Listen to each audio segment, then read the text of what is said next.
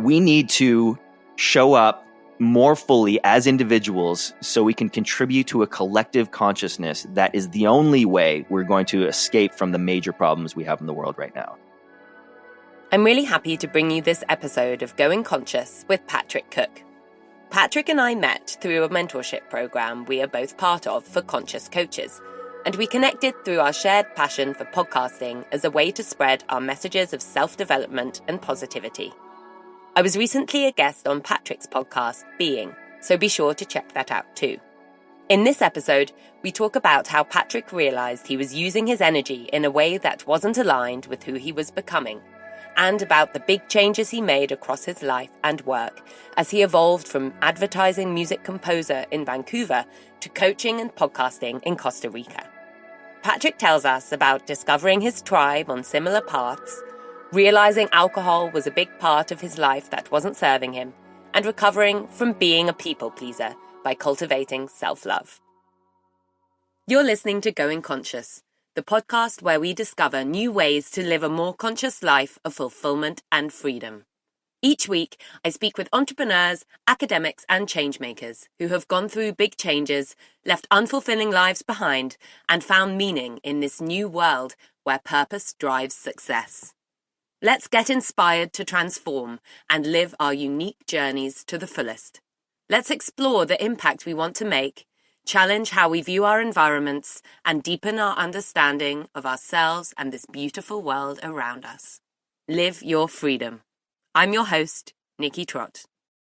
In this episode, you will hear what it feels like to be pulled by your soul's calling, how to escape the fear and anxiety loop of Western cultures, how to take a leap of faith into the unknown and trust that you'll be supported, how being of service to the world and making money are not mutually exclusive, the benefits and challenges of moving past using alcohol, what it really means to surrender, and some daily modalities to set yourself up for success. Okay, let's go to our conversation. So Patrick, hi, and welcome to Going Conscious. Nikki, thank you so much for having me. It's an honor to be here with you. Thank you. So I'm really excited to be speaking to Patrick today. He's a transformational coach, a sobriety mentor, a podcaster, musician, songwriter, and a surfer. So he's got a lot of strings to his bow. Very positive person, from Toronto, Canada originally, and now enjoying the jungles and beaches of Costa Rica. So how did you evolve on this journey from musician to coach and mentor? Wow. Well, it's an interesting story. You know, I thought I had it all figured out. I had basically the perfect life. Being a musician, I wrote music for advertising, jingles, and did some composing for TV shows. I had a wife and 2 kids and a house in Toronto, and it just felt like there was something missing, and I wasn't exactly sure what it was. And then we visited Costa Rica briefly with zero intention of moving out of Toronto. And I just had this soul calling. I was completely drawn to this place. You know, I traveled the world extensively and never had this feeling before, which was telling. It was just, it was something beyond myself that I'd never felt before. I needed to be here. I didn't know why at the time, but I had the courage to heed that call. After two weeks of sleepless nights after going home, I walked into my son's bedroom where my wife was breastfeeding him and said, "We need to go to Costa Rica." She said, "Okay." And so we packed up our stuff and we moved down here, and that began in earnest my sort of personal awakening journey.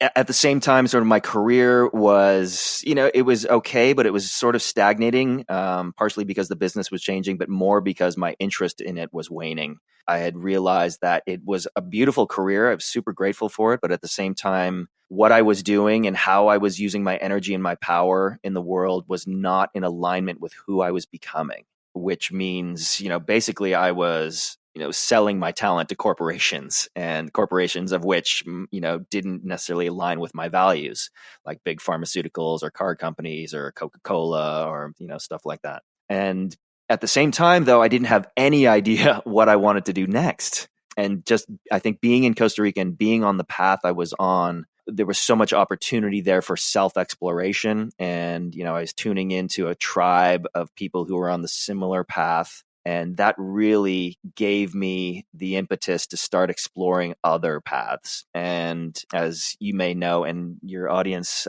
alcohol was a big part of my life in Toronto and before, and still when I got to Costa Rica. And I recognized that it wasn't serving me anymore. And so as this personal awakening journey continued, it was like, okay, well, how do I deal with this issue? How do I sort of remove alcohol from my life? It seems so ingrained in, my identity. And so I decided to take 1 year off. And synchronistically, 1 week after I just made that decision, I got a call from a friend, another coach and mentor, Lindsay Sikornik, who will be appearing on my podcast actually next week. Just a firecracker, incredible, magical woman. Called me up and say, hey, do you want to be the guest musician at a retreat at this 5-star resort with hot springs? And I said, absolutely. And I showed up at the retreat. It was the Association of Transformational Leaders. And I got to spend the weekend with them. I played music for them. I attended all the conferences and workshops. And I was like, oh my God, here is something I can sink my teeth into. Here is something I can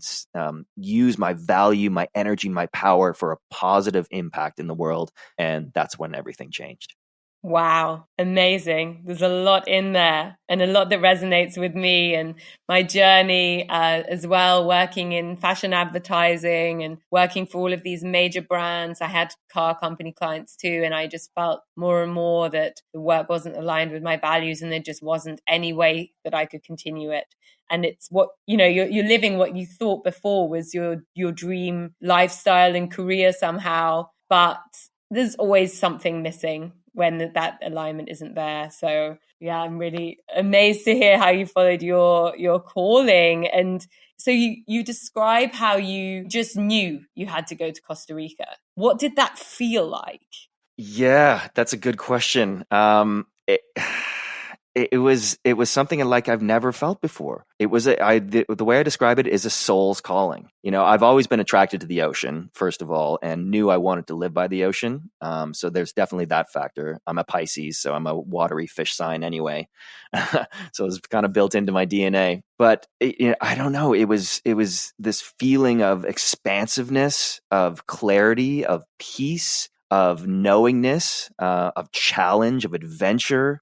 I think in the West, we get into these routines where, you're doing your day-to-day life and you sort of go on autopilot. You forget, that there's more outside of your little bubble, and we go on vacation and stuff, but you end up going to an all-inclusive resort and you just lay on the beach and get drunk all week. And then you go back to your existence, back into the routine. You never really have a moment. And I had this moment in Costa Rica. It's just, I had my 2 small children there, watched them playing in the ocean, watched them running through the jungle. I'm like, oh my God, this is it. This is it for my children. That was a big part of it too, that I didn't mention. I wanted my children to grow up outside of the influence that I grew up in, outside of the matrix, if you want to call it that, which is just, you're bombarded by advertising and media and programming and messaging that isn't necessarily in the best interest of you or your children.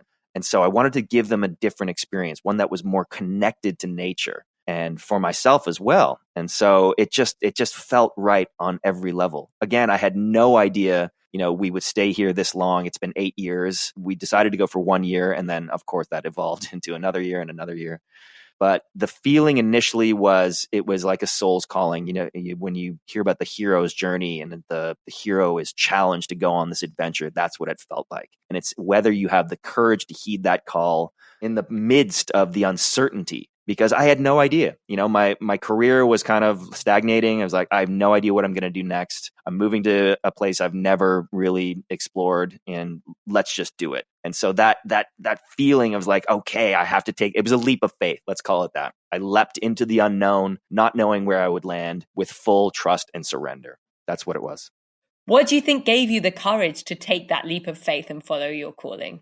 Yeah, again, it comes back to, being in my previous life. And it wasn't like I was unhappy, that I had, a comfortable life. I had a great house in a great neighborhood, a great marriage, 2 young kids, a girl and a boy. It was the $1 million lifestyle. I got to be creative. I got to work at home, which means I made my own hours.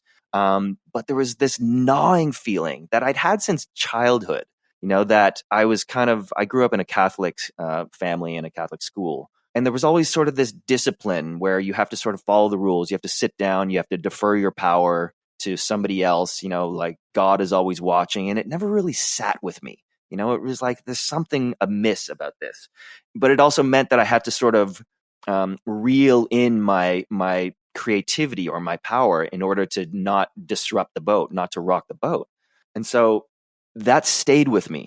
And into adulthood, I always had this gnawing feeling. And I didn't understand what it was, but it was always there. And my method of dealing with it was, of course, numb out with alcohol. Whenever I got too stressed or, the grind of day-to-day routine was too much, I would just go out and get drunk. And that was like what you do.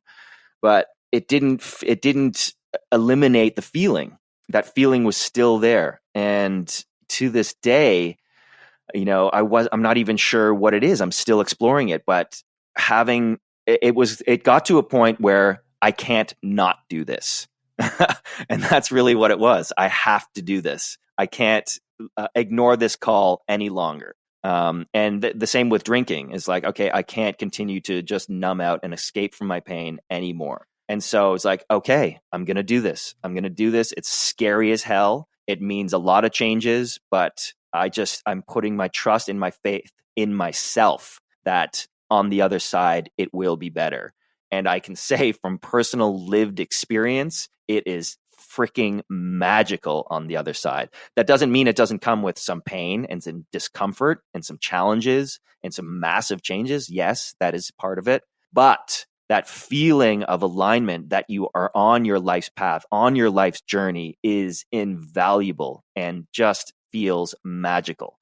And so I highly recommend, if you have an opportunity, if you have this soul's calling, heed the call, summon the courage, take the leap, and trust that you will be supported. Amazing words. I could not agree more. And I'm really interested also on your journey to sobriety. So what caused you then to move from doing, okay, let's not drink for a year, to then really discovering the benefits and the magic of not drinking? What was that like?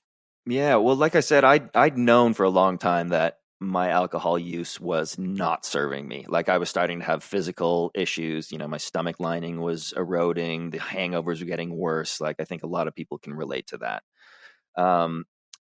But like I said earlier, coming from a drinking culture and an Irish Catholic family, that's what you do. You drink. And so it was so deeply ingrained in my identity that I couldn't fathom a life without it. And so I tried to quit a few times, not try to quit, just to slow down. Like I would take a week off and then it would be 30 days. And I managed to get up to 90 days of no drinking. But then when I started to drink again, I would just fall into my old patterns and, go back to my old drinking buddies and, the same old bars, and nothing would change. And so I was like, well, this is not doing anything. What's going on? Until I realized that I had to address the deeper issues. I had to address why I was drinking in the first place. And it wasn't just what I was telling myself, oh, I deserve it, or I just want to have some fun, or I'm stressed. I just want to, all those lies that we tell ourselves that the alcohol industry spends billions of dollars to implant into your subconscious. As an advertiser, I know that's what they do. But I realized I had to do the work. Me too. Exactly. I had to do the work. And so when I committed to the year, I'm like, okay, I'm going to do a year and I'm going to do the work. And the work means uncovering the unconscious. It means looking into my fear, into my programming, into my conditioning, into my trauma, into my emotional wounds, all of the subconscious things that are operating beneath the surface that are influencing my choices and my behavior. And it wasn't until I started doing that deep work that like everything changed for me. And so once I eclipsed the 30, 60, 90 days and I was doing the deep work, okay, it's like, okay, this feels so much better. I've got the physical, and mental clarity. I've got the energy. Those are all the amazing benefits, but I'm also doing the work to heal the wounds and the trauma and to cultivate the self-awareness where if those triggers do come up, because they will, the fear, the anxiety, the stress, all the reasons that I was drinking before, they still will rear their head. But now I've opened what I call the gap between a stimulus, which is a thought or, an emotion, or it could be an external, somebody triggers you by saying something. That stimulus and the reaction is what the choice of behavior I make. So once you cultivate enough self-awareness and open that gap, you have a space of conscious choice where all of your power resides. You can consciously say, oh, there's that fear. Oh, there's that feeling of not enoughness. Oh, there's that emotional wound that I got when I was 5 years old. I see it. I recognize it now. And I'm going to make a conscious decision to do something else about it rather than the default, which is just go numb out and not want to feel it. And so giving myself the space to feel it allows me to recognize it, honor it, heal it, and integrate it, and then make a conscious choice to say, okay, I'm not going to numb out. I'm going to feel it, and then I'm going to do something positive with it, right? And that's really what it was about, is opening that gap through self-awareness, through contemplation, through uncovering the unconscious drivers that were causing me to drink in the first place. Amazing. And so once you've got your awareness around a certain issue or fear which is arising, how would you then go about actually helping yourself to heal and deal with that? Yeah. Well, there's a number of different modalities. For me, developing an ecology of practices, which I call the non-negotiables, which is a daily routine. You have to set yourself up for success, basically, is what it comes down to. Most of us, especially in the West, we get caught in loops. We get caught in the fear and anxiety loop, which means you're working all day, you're stressed, you have a few drinks, you crawl into bed and you're still on your phone, returning some emails. You're trying to fall asleep. You're worried about money or some regret of something you could have done better that day, or you're worried about something happening the next day, and you fall asleep in that energy, that low vibe, negative, anxious, stress, fear. And then guess what you do? You wake up in the morning. What's the first thing you do? You pick up your phone. You go right back into that cycle. You go right back into the pattern, into the loop. And you don't even know you're doing it. And this goes on for days, years, months, eternity, unless you introduce a pattern interrupt, which is what my non-negotiables are now. Every morning now I have a routine where there's meditation, there's some kind of movement. For me, it's surfing or yoga or high intensity training. And then journaling is another super powerful one. So every morning, rather than falling into that loop, I was like, okay, I'm not going to pick up my phone until 10 a.m. And in that time, I'm going to set myself up for success by coming into alignment, by grounding myself with these practices. Say, for example, a great one for your listeners would be gratitude journaling. Simple as picking up a piece of paper, writing down 5 things you're grateful for as soon as you get up. And that could be as simple as I have clean water, I have food, I have a roof over my head, I have transportation, I have love, just things that we take for granted. But if you orient yourself towards gratitude, you can raise your vibration consciously every morning. And so now my day is informed by this energy, which is a total transformation from what it was before, where you're just going back into the fear cycle. And so this is what is so important, is introducing that pattern interrupt, and coming back to it every day. And so that cultivates the self-awareness where I can operate in my day now from a place of conscious, grounded self-awareness. And so when the inevitable stresses of life do rear their heads, and they will, anxiety, stress, frustration, fear, whatever it is for you, you are more equipped to deal with them. So you're not reacting unconsciously. You're not going on, your programmed behavior. You are consciously making a choice on how to interact with your own evolution in every moment. And it's a game changer, absolute game changer. Beautiful. There's obviously a lot more to your journey than alcohol, but as you've now stopped drinking completely, how is your life different? Oh my God, in so many ways, and most of them incredible, all of them incredible. Well, firstly, I'm never hungover. Like, how incredible is that? Like the hangovers for me were just getting worse and worse, like taking days. And, I would be in a depressive, anxious, stressed out state. And that was just unsustainable. So now, never being hungover, I have energy every morning. I've slept well. Like I said earlier, you're setting yourself up for success by being in the zone, well rested and completely clear every morning. That's just been a game changer for me. And one of my friends, actually, who quit drinking years before me, I was talking to him about it when I was contemplating it. And there's one thing that stuck with me when he was describing it. He's like, I wanted to have my A game every day. I'm like, yes, that's what I want. I want to be on my game every day, because the days when I'm hungover, I'd be mailing it in. I would like the work I would be doing would be subpar. I'd be less present with my kids. I'd be moody. I'd be irritable. I'd be snappy with friends. Like, that's not how I want to be ever. But the flip side of it is there's a cost that comes with it. You know, the people that I used to hang around with, a lot of them I had to let go.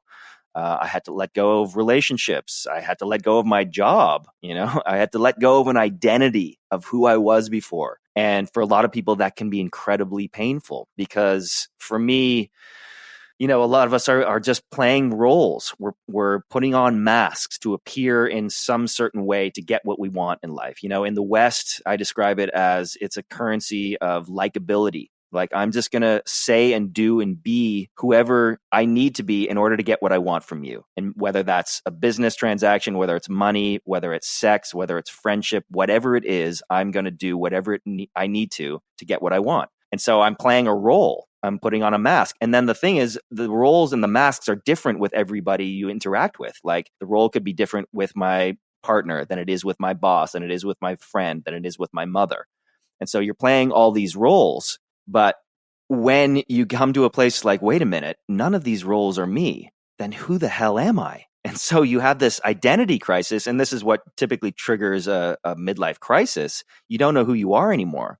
And so when people think about quitting drinking or quitting smoking or, you know, giving up anger or whatever they're attached to, they resist it because their identity is attached to it. I was attached to my identity as a drinker. I was Party Patty. I was the lively guy at the party. He was always making jokes and making everybody feel good. And that made me feel good. So giving that up was like, okay, this is a big deal. And I don't know who I am on the other side of it. But I know there's more to this. I know I can be better than waking up hungover and mailing it in, you know? And so again, it comes back to that leap of faith where I'm willing to have the courage to take this leap regardless of what the consequences are. And some of the consequences are losing friendships, losing relationships, losing a job. But the benefits are you come more into alignment with the people that are here to support you, with the job that will be more fulfilling, with the relationship with that will be more fulfilling, which you would never have come across if you didn't have the courage to take that leap in the first place. Absolutely. I wonder if it even really is a cost, the things that are lost, the jobs, the friends, the people. From my own journey of quitting drinking as well, which I never expected I would do. And it also was totally part of my identity. So extrovert, so sociable, seeing people every day, full energy and always out and about. And drinking was just totally part of that. Growing up in London, I don't think I know anyone who doesn't use alcohol. And, you know, I never imagined that I would move away from it. But when I did, because my doctor recommended 3 months, and it was because of my stomach bacteria, an unrelated thing, but it then was so incredible, so freeing that I couldn't go back to drinking. And I said, oh, I'll just make it 6 months. I'll just make it a year.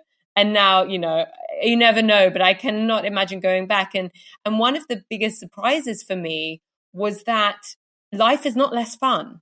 You know, a great party, an amazing open conversation with an incredibly inspiring person, you know, a great meal. None of these things are great because of alcohol. And I had thought that they were, or that the extra 10, 20% on top was alcohol. Actually, a rubbish party is just boring, and an amazing party is amazing. And it's all about your mindset. You don't need anything to help you to enjoy it and let it all in.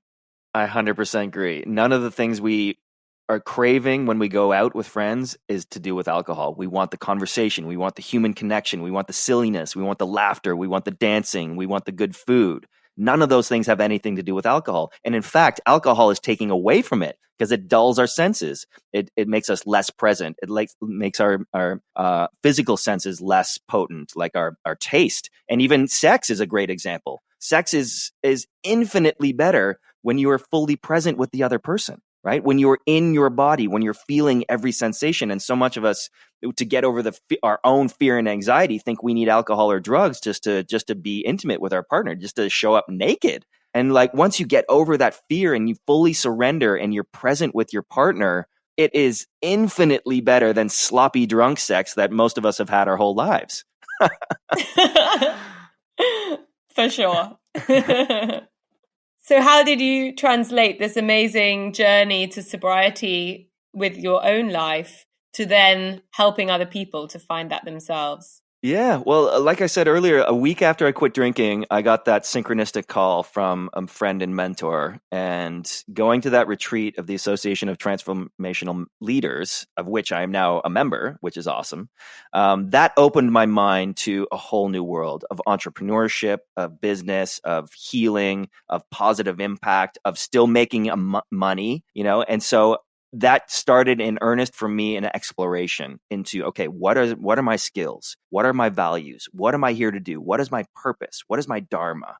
How can I most be of service to the world and make money at the same time? Because they're not mutually exclusive, right? And so to that end, I just started exploring more fully. I said yes to retreats. And, 6 months later, I went to an incredible retreat in Bali called Unconventional Life, which changed my life, and I've been back 3 times. And I started I did plant medicine, meditation, journaling. I hired coaches. I'm just like, I'm going to explore this fully. And that's what I've done. And I'm only 2.5 years into that journey, and I'm still expanding. I'm still exploring. And so I signed up for a mentorship program called Influencer School, of which Nikki, you were a part of as well. And that sort of opened my mind to, was like, okay, what are my skills that I could be of most value to share with other people? And my journey through overcoming alcohol kept coming back as one of the major obstacles I'd overcome in my life. And I know how pervasive it is, because most of my peers, most of my friends back in Toronto are still stuck in the same loop. They're in jobs they hate. They're getting wasted on the weekend and just, showing up Monday ragged and getting caught in that fear and anxiety loop that I was talking about earlier. I'm like, okay, here's people that I can serve, that I can help, that I can support, and really feel good about it because I'm adding value to their lives. I'm adding value to the world. And another reason why this is so important for me is, and this is kind of going to the macro scale, is we need to show up more fully as individuals so we can contribute to a collective consciousness that is the only way we're going to escape from the major problems we have in the world right now. And I think COVID is kind of exemplifying and amplifying this idea. And so what do we need to do to show up as full, whole, healed human beings? We have to look at our vices. We have to look at our behaviors, our unconditioned or unconscious programming, our trauma, our wounds, do the intrinsic internal healing first. And that means overcoming, if we're numbing out with alcohol because we don't want to feel something, that's not going to work. So we have to allow ourselves to feel everything in order for it to be healed, which you can't do if you're drunk or high or checking out in whatever, fashion. It could be sex, it could be drugs, it could be shopping, it could be gambling, it could be workaholism. Like, all of these are just distractions to numb yourself from feeling reality, feeling the truth. But once you allow yourself to feel the truth and feel reality, then you become this whole person. And only by being that whole person can you contribute to the collective in a positive way and build a collective intelligence, a collective consciousness that is the only way we can transcend these major problems. So that's sort of the macro vision on why this work is so important to me. If you enjoy Going Conscious, please subscribe for a new episode every Wednesday. If you think your friends, colleagues, or peers would benefit from Going Conscious, please share it with them and help spread this message of fulfillment and freedom. If you listen on Apple Podcasts, please rate and review. It's great to read what you think, and this makes a big difference. Your support means so much. As well as hosting Going Conscious, I work as a transformation coach and can help you transition in business and relationships as you unleash your purpose and full potential. I also work as a conscious brand consultant and can help your company make a bigger positive impact. You can discover more about my one-on-one and group transformation coaching programs and conscious brand consulting on my website, nikkitrott.com, or on Instagram @nikkitrott. Please get in touch. I'd love to hear from you, and let's talk about your path of growth and transformation. Why do you think our society is so terrified of looking inside and really facing those real truths within each of us as individuals? Great question. And I believe it's that it starts at birth. So we are born as individual, innocent, perfect light beings. And we're also born basically unprogrammed. So we, as human beings, we're not like a horse who can stand up and run in 20 minutes, because that's their genetic coding. They know the environment they're going to be born into. And so they give the genetically, the skills are imbued in you. Human beings have been so nomadic. We've been so drawn to different environments all over the world. We don't know what we're going to get when we're born. So we're basically born a blank slate. And so, which also means we are at the behest of whoever's taking care of us to inform us on how to survive in this environment. And so whatever the reality or worldview that our parents or guardians have is imprinted on us. And sometimes that means, okay, say for example, in school, if you have this natural creative impulse to be active and moving, and you're told to shut up and sit down,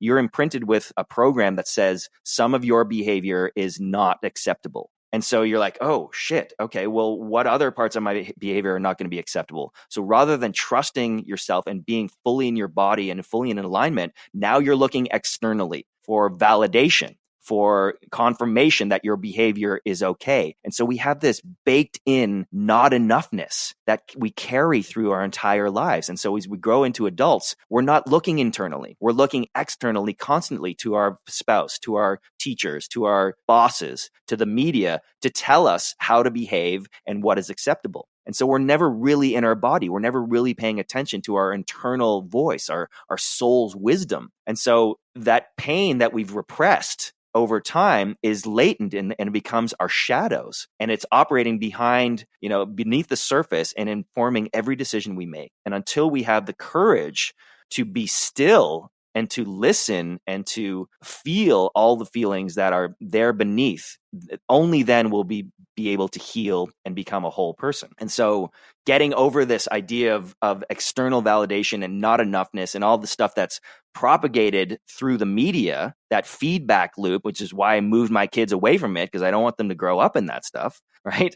So moving away from that and having the courage just to sit still. Like, how many people do you know can't be by themselves? Like, not even for 10 minutes, and meditation seems like horror to them because they don't want to be by themselves. They don't want to sit with themselves. They don't know how to. It's too uncomfortable. That is a major problem in our society. And so one of the first things I do with my clients is like, let's develop some kind of contemplative practice, be it meditation, be it yoga, be it movement, be it journaling, something to get you into your body and out of your head, because you will never find the answers externally. All of the answers are inside of you. And what does it feel like to you when you connect with the inside, with the answers that you have, with your intuition and guidance? Great question. And it's different for everybody, but for me, it just feels like a knowingness, like a calmness, like a peace. On one of those retreats I just mentioned, the Unconventional Life, I was in Madagascar last December, and I had an experience during a meditation where I would describe it as non-duality, which means there ceased to be a separation between where my body ended and where the rest of the universe began. And that feeling of it's a calmness, it's a peace, it's a trust, it's a knowingness that's like, oh, we are all interconnected, and I don't need to stress and strive and try and look for validation and feel not enough. I'm perfect just the way I am, if I'm still and trust myself enough to listen to my soul's wisdom, which is a whisper in a world that's dominated by, media and propaganda and loud noises and distraction and distortion, especially in the online sphere. It's impossible to have a clarity of mind unless you turn it all off and you sit still. And which is why for me, meditation is so important. It teaches us about who we are absent of external influence, right? And so unless you begin to do that and you continue to practice doing it every day, you will never know what your higher self is telling you, what your intuition is telling you, what your soul is telling you. And so for many people, it's uncomfortable and it's counterintuitive. But if you take the time to practice and be in your body, then that whisper starts to get louder and you can actually tune into it at every moment and say, okay, how can I use my intuition and my logic at the same time? It doesn't mean you have to turn off your brain and stop thinking. No, you have to know when it's time to use your intuition, when it's time to use your logic, and use them as tools in conjunction with each other. Why do you think it seems so much easier for some people to connect with their intuition than others?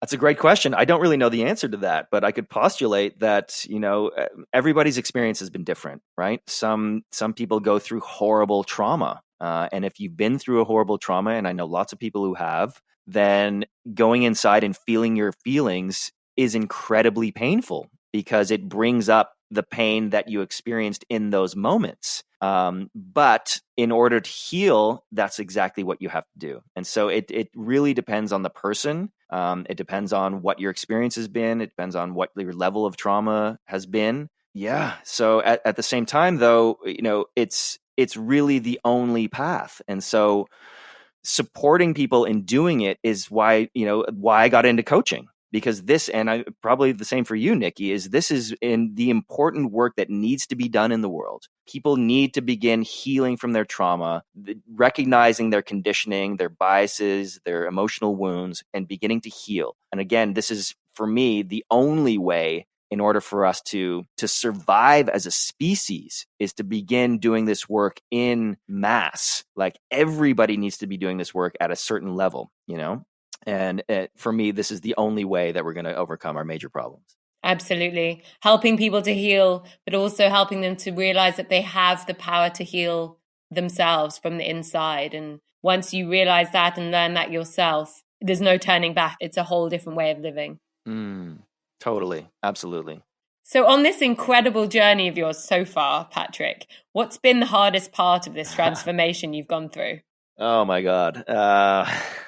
What's been the hardest part? Well, there's definitely been some low moments, some deep, deep low moments where, I liken it to peeling back the layers of an onion. So your programming, your conditioning, your fear, your trauma, all those are layers in your psyche, in your subconscious. And the more you do this work of self-awareness, the more you peel back those layers, you're like, okay, now I can recognize with self-awareness that what I was doing, now I can heal that. And I was like, oh, okay, that feels better. But wait, there's another layer and another layer and another layer and another layer, and it never ends. It just keeps going. And so, which seems daunting, but at the same time, it's a process. It's a process you will never finish until the day you die. And so just embracing it and embracing the journey of it and the joy of growth and evolution, that's really what it's all about. But I remember some days, like, if I can be frank with you, my marriage was breaking down. And because I was unsure of who I was and what I wanted, and if this relationship was right for me. And, I was asking the most deep, fundamental questions. And so basically what I had done is torn down my entire structure that I'd built, my life, my identity, my friends, everything. I tore it down to the foundation. And that was incredibly difficult because there's no guarantee of, how you're going to rebuild it. I was entering my 40s like, okay, I'm basically starting over. And that was scary as hell. And there were moments where I was like, completely despondent. I remember standing in the jungle in the rain, arms wide, looking up at the sky, bawling my eyes out, like I'm here, like I'm open, I'm surrendering, just so, emotional and sad. But it was the energy that needed to move in me. It needed to move. And this is something important that you need to recognize for the audience is energy gets stuck in you. When you repress those things as children, it's energy that's getting stuck because it's not being processed. It seemed like you didn't want to deal with it, or it was difficult, or wasn't accepted by your family members or society, so you repressed it. And that energy is still stuck inside of you. And so when you're uncovering, you're peeling back these layers, you're going to run into these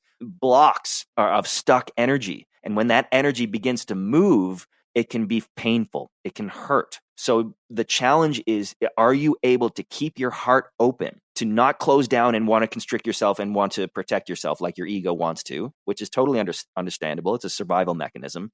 Can you stay open? Can you let that energy move through you? And that's exactly what I was doing when I was standing in the rain in the jungle. My heart is open. I'm going to feel everything, and I'm getting chills about it right now because it's such a powerful moment. And I had a number of them. Just full surrender. I'm willing to feel this pain. And once you surrender to that, the energy moves, and it moves through you and it moves out of you. And what remains is the distillation of the wisdom, why the energy, why it was stuck in the first place. And so if you can have the courage to open your heart, keep it open, even when the most difficult, painful things are happening, that's where the real transformation happens, because the energy will move and then it will no longer be stuck and you'll be left with the wisdom it was there to impart in the first place. So that's that, having the courage to feel those moments has really been the most challenging thing for me. And it still happens. I'm still peeling back the layers. Now I know, though, from the wisdom I've gained, it's like, okay, here's another layer. I need to keep my heart open. I need to feel it fully. I need to let it move through me. And when I do, it will heal. It will integrate. It'll become part of me, and it will no longer own me. And that's it. It will no longer own me. Love it. Love it. I love the way you see the wisdoms being left behind.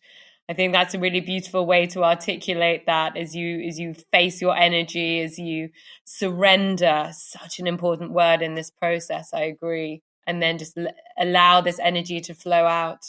And surrender is, for sure. And I just want to mention something about surrender. In the West, especially, it's stigmatized, that word, as failure or giving up. And that's not what we're talking about. That's a totally different surrender to this. You're surrendering to yourself. You're surrendering to your higher self, to trusting your innate wisdom and wholeness. And that's very different than kneeling before a king or, surrendering to an army. Totally different.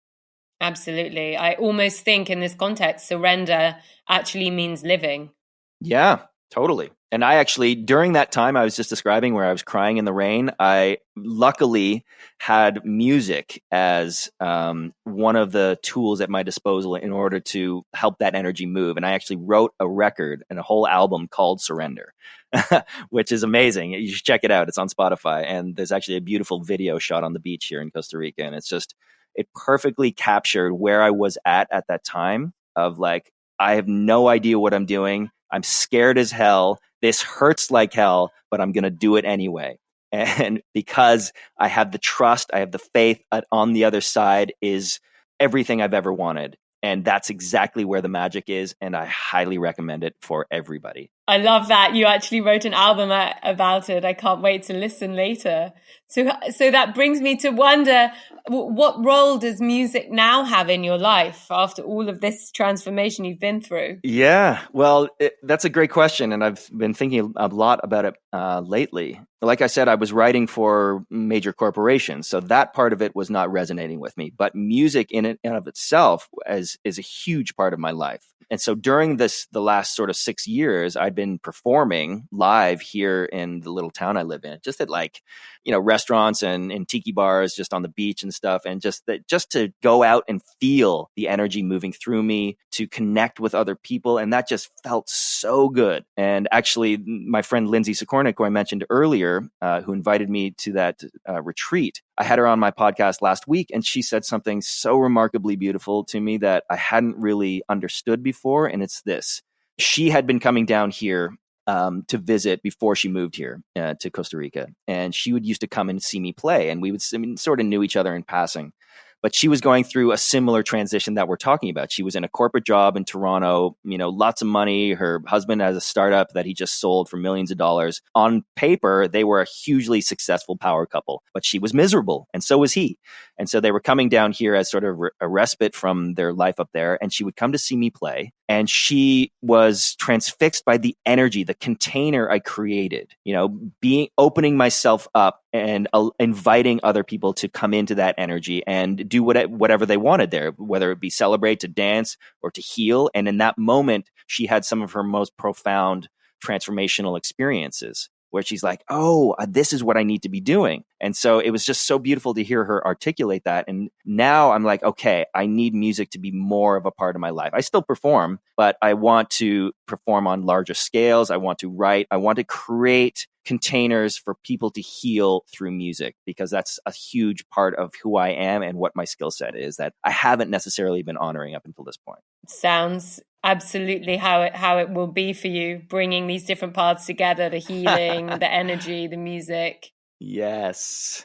So what does personal success look like to you now, and how has this changed since the Toronto days? Well, like we said earlier, it's definitely not the success that we're all sold, where it's, get a good job, go to the right school, get good grades, get married, get a car, get kids, get a house, all that shit, right? So that's a game. That's an illusion that we're sold. For me, and my definition of success is constantly evolving. It's changing as I change. And what it really means on a fundamental level is just to be better, just to be the best version of myself, whatever that means. And that's going to be different for everybody else. For me, that means being a present father, being a good friend, being a kind and loving person, honoring what my strengths and what my needs are, loving myself on a deep level, which is something I'm an recovering people pleaser. So I had to relearn how to love myself. So cultivating a deep sense of self-love is success to me.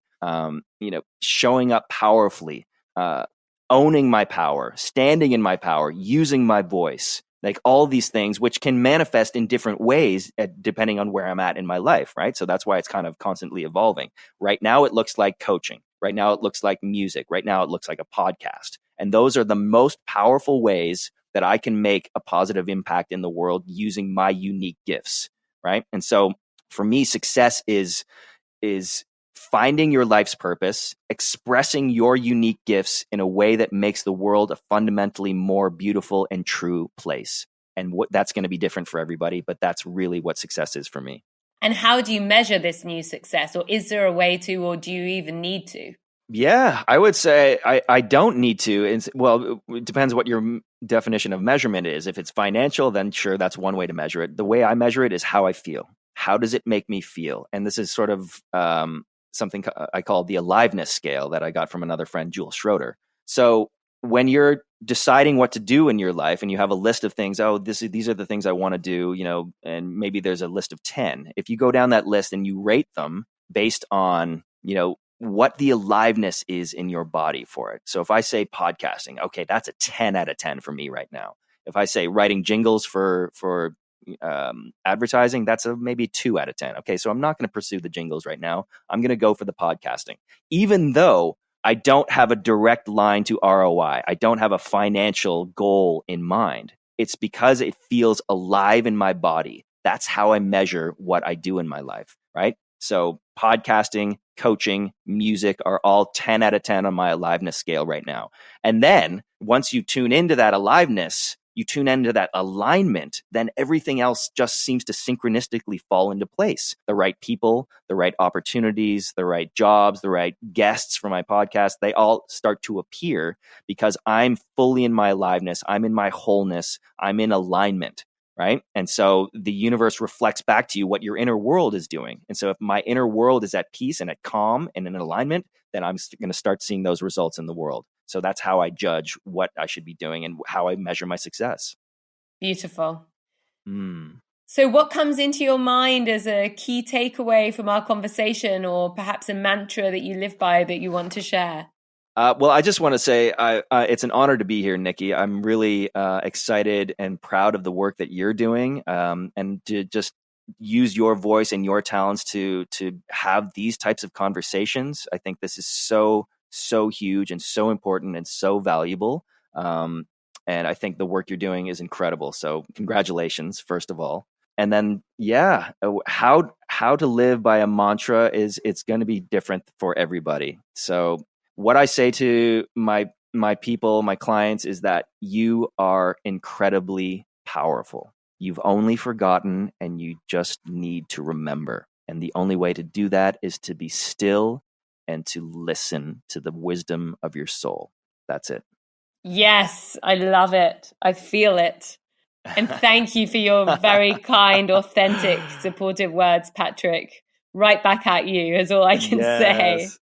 And is there a book you've read recently that you've loved that you would like to share with our audience as well?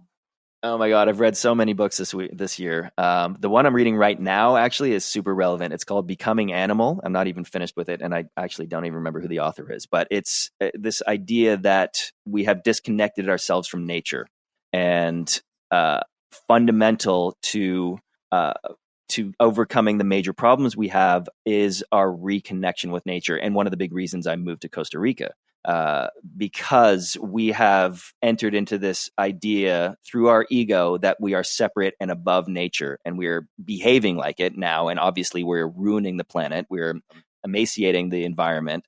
And so coming back to a symbiotic relationship with nature is of utmost importance right now. And so if there's anything you can do, it's go be in nature. Turn off your phone, turn off your computer. Even if you're taking the dog for a walk, don't take your phone. Just be. Just recognize, feel your feet on the earth, look at the trees, touch things, feel the sun on your face, become more in your body. And that's what this Becoming Animal book is all about. So I highly recommend checking it out. Sounds amazing. I definitely will be adding that to my list. Thank you, Patrick. So I've really enjoyed speaking with you today. Thank you so much for everything that you've shared. And lastly, I just want to ask, what's the best place for listeners to find you and your amazing new podcast online? Yes, thank you. The website just went live. It's being-podcast.com, which is really exciting. And then you can find me on Instagram, which is at Patrick Cooke Life, and it's Cook with an E, Cooke. And then also my coaching site is patrickcookecoaching.com. So those are the three places you can find me online. Amazing. Thank you so much. It's been a real pleasure. This has been amazing. Thank you so much, Nikki. Have a great day. I hope you enjoyed this episode with Patrick Cooke. For me, it was great to talk with Patrick about his experiences with alcohol. I sometimes feel a lot of resistance to this subject in our society. I think because it's an issue that is so widespread, we push it to the back of our minds. I think there can also be a fear of what would be left behind or fill the hole in a life without alcohol. Everyone has their own journey with alcohol, just like with anything else. But I think it's important that we are each reflective about it and look at alcohol consciously for ourselves at any present moment. For me personally, stopping drinking alcohol gave me freedom from unconscious behaviors, negativity, and a toxic substance. I realized it's bold to dare not to drink in our society. Patrick also talked about the importance of humanity healing our traumas and his view that this is the only way that we will survive as a species. I agree that when our traumas are healed, we open up our energy flow and our ability to listen to our intuition so we can positively develop ourselves and the impact we make on others. This work always starts with ourselves. That's why the community we are building here, listening to and sharing Going Conscious, and many other resources which aim to help us open and connect with our true purpose are so important right now. So thank you, dear listeners, for being here. As Patrick reminded us in his closing comment, we are all incredibly powerful, even if we've forgotten it. Our power lies within us and is there for us to grab. Let's work together and make the best of it.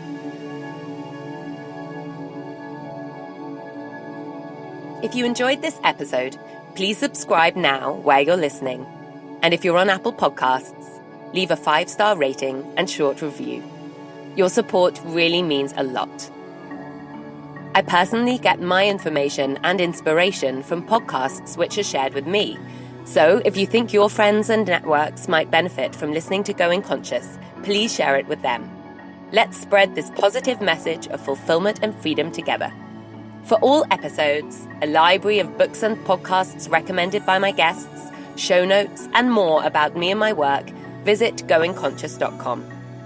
As well as creating Going Conscious, I work as a transformation coach and can help you to transition in business and relationships as you unleash your purpose and full potential. I can also help your company make a bigger positive impact with bespoke conscious brand consulting projects.